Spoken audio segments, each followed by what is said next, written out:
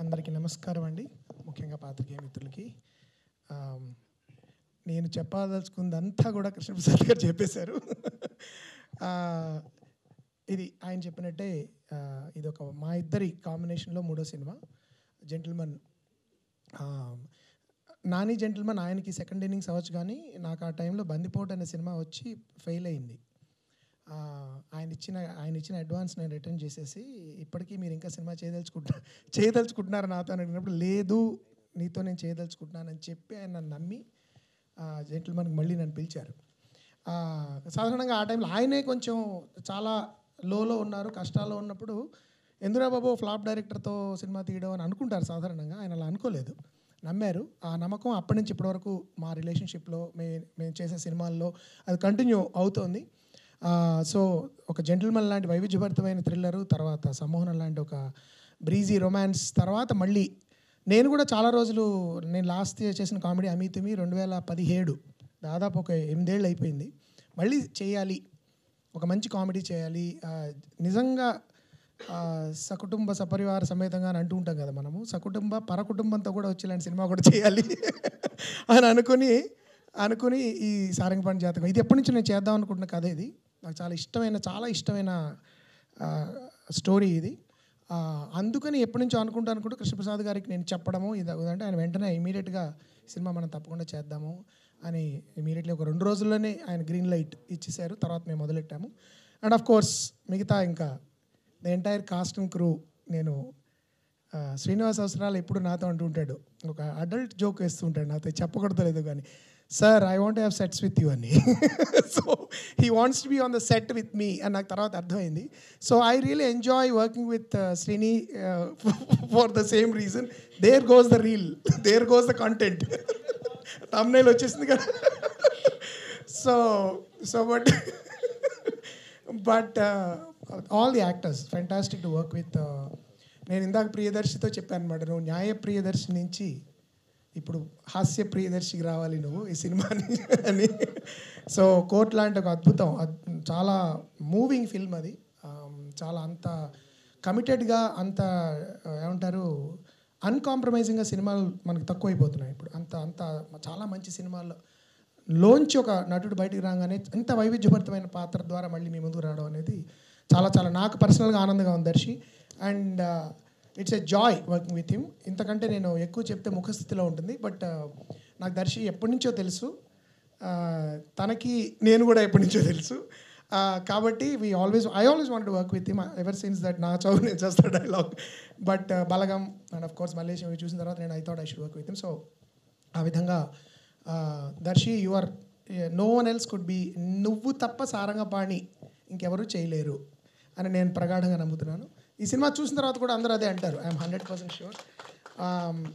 అలాగే రూప, ఎప్పుడైతే నిన్ను అదే సినిమాది నేను కూడా మళ్ళీ మర్చిపోవాలా, ఉమామహేశ్వర గురుప్రసాద్ చూసినప్పటి నుంచి I thought I should work with Roopa. Because Telugu అమ్మాయిలు, మంచి తెలుగు మాట్లాడేవాళ్ళు, తెలుగుని రాసిన డైలాగ్ని కరెక్ట్గా అర్థం చేసుకుని ఎక్కడ విరవాలి, ఎక్కడ సరిగ్గా పలకాలి అని మనం ఊరికే నెత్తి మీద రుద్దకుండా అర్థం చేసుకుని మాట్లాడగలిగే తెలుగు నటులతో నటించడం నాకు ఎప్పుడు ఇష్టం. అదృష్టవశాత్తు ఈ సినిమాలో ఇంకో స్పెషాలిటీ ఏంటంటే, ప్రత్యేకత, ఈ సినిమాలో నాన్ తెలుగు యాక్టర్ ఒక్కళ్ళు కూడా లేరు, అందరూ తెలుగు వాళ్ళే. ఆ విధంగా నిజంగా పరిపూర్ణమైన తెలుగు చిత్రం ఇది. అండ్ ఈ సినిమాలో ఎవరి డబ్బింగ్లు వాళ్ళే చెప్పుకున్నారు. ఒకప్పుడు తెలుగు వాళ్ళు కూడా వేరే తెలుగు వాళ్ళు డబ్బింగ్ చెప్తుంటారు. ఆ అగత్యం కూడా పట్టలేదు మాకు ఈ సినిమాలో. సో అందరూ చాలా అద్భుతంగా వాళ్ళ డబ్బింగ్స్ వాళ్ళు చెప్పుకుని ఆల్మోస్ట్ సింగ్ సౌండ్ అంతా న్యాచురలిస్టిక్గా వాళ్ళు ఈ సినిమాని చేయడం జరిగింది. సో అది రూప. అండ్ ఆఫ్ కోర్స్ శ్రీని, ఇందాక డైలాగ్ మళ్ళీ రిపీట్ చేయను, బట్ ఆశాచమ్మాలో మొట్టమొదటిసారిగా ఎప్పుడైతే 6 అడుగుల 4 అంగుళాలు ఇతన్ని న్యూయార్క్లో ఫస్ట్ టైం కలిశానో, అప్పుడు తల పైకి ఎత్తేటప్పటికే నాకు చాలా బెణికింది. సో అప్పటి నుంచి ఇంకా అంతకంటే ఎదుగుతున్నాడు తను, రచయిత కింద, దర్శకుడు కింద. It's always Joy work. And చాలా కొత్త పాత్రలో ఈ సినిమాలో కనబడతాడు. ఇప్పటివరకు ఎవరు అలాంటి పాత్రలో శ్రీని చూడలేదు నాకు తెలిసి. And of course the other actress, of course Nivitha. నేను జనరల్గా ఎవరిని ఆడిషన్ చేయను, మనుషుల్ని. నేను జనరల్గా వాళ్ళని మాట్లాడి వాళ్ళ వ్యక్తిత్వాన్ని అర్థం చేసుకోవడానికి ప్రయత్నించడం ద్వారా వాళ్ళని పాత్రలకు సెలెక్ట్ చేస్తాను. ఆ విధంగానే నిన్ను నీతో మాట్లాడడం జరిగింది.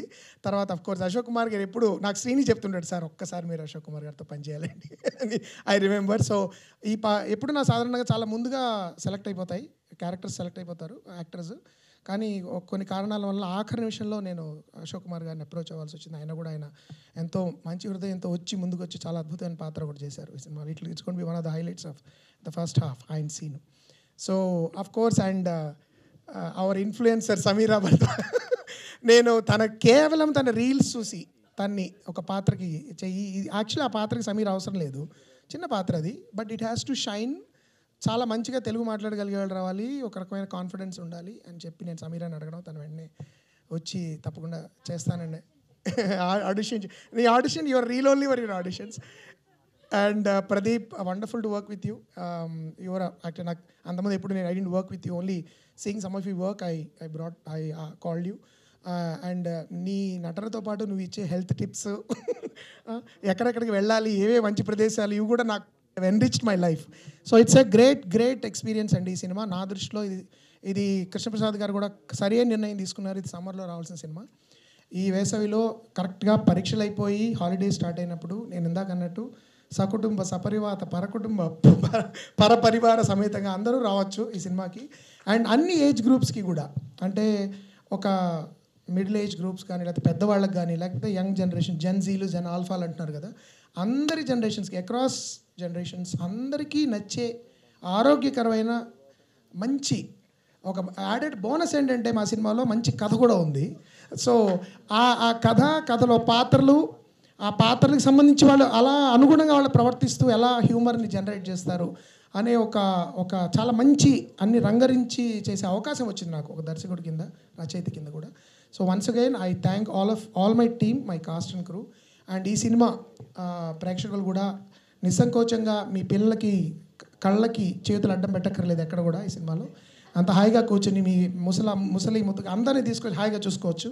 సో అందరూ దయచేసి ఆన్ April 18th ఈ సినిమాకి తండోపతండాలుగా తరలొచ్చి మా కృష్ణప్రసాద్ గారికి, ఆయన ఇందాక చాలా కాన్ఫిడెంట్గా చెప్పినట్టే, ఆయన నమ్మకాన్ని మీరు వమ్ము చేయడమే కాకుండా సొమ్ము కూడా చేయమని నేను మనస్ఫూర్తిగా కోరుతున్నాను. And on April 18th, see you all in theaters. Thank you. Thank you, sir.